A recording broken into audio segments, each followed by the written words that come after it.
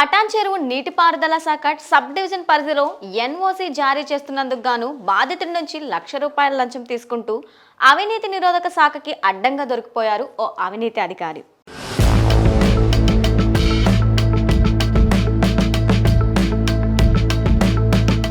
ACB వలలో ఓ అవినీతి త్రిమింగలం చిక్కింది. పటాన్ చెరువు నీటిపారుదల శాఖ సబ్ డివిజన్ పరిధిలో ఏఈగా పనిచేస్తున్న రవికిషోర్ ఏసీబీకి చిక్కారు. గుమ్మడిదల మున్సిపాలిటీ పరిధిలో ఇరిగేషన్ ఎన్ఓసి పొందేందుకు సంతోష్ అనే వ్యక్తి ఏఈ రవికిషోర్ను సంప్రదించారు.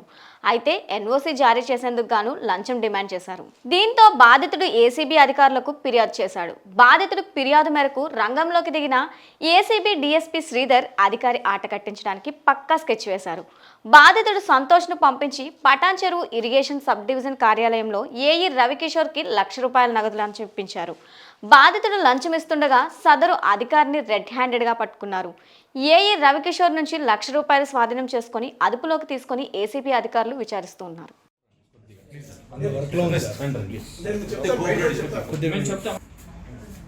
మాకు యాక్చువల్లీ 28 నాడు ఒక కంప్లైంట్ వచ్చేసి గుమ్మడిదల అనే విలేజ్ దగ్గర అతనికి ఒక 4,400 స్క్వేర్ యార్డ్స్ ల్యాండ్ ఉంది. దానికి కాంపౌండ్ వాల్ కట్టుకున్నాము.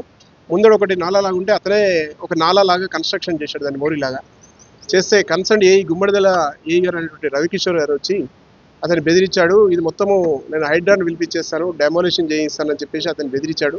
తర్వాత మా డిపార్ట్మెంట్ ఎన్ఓసి లేదు, ఎన్ఓసికి అప్లై చేయాలి కంపల్సరీ అంటే ఎన్ఓసి అప్లై కూడా చేశాడు. అతను చేశాక ఎన్ఓసి అప్లికేషన్ వచ్చాక ఇతన్ని ₹10,00,000 బ్రైబ్ అమౌంట్ డిమాండ్ చేశాడు. అతను 10 లక్షలు ఇచ్చుకోలేను అని చెప్పేసి అతను బేరమాడితే ఆఖరికి అది 7 లక్షలకు ఫిక్స్ చేశారు. ఆ 7 లక్షలలో ₹1,00,000 ఫస్ట్ ముందు తెచ్చి అడ్వాన్స్గా ఫస్ట్ పార్ట్ అని చెప్పేసి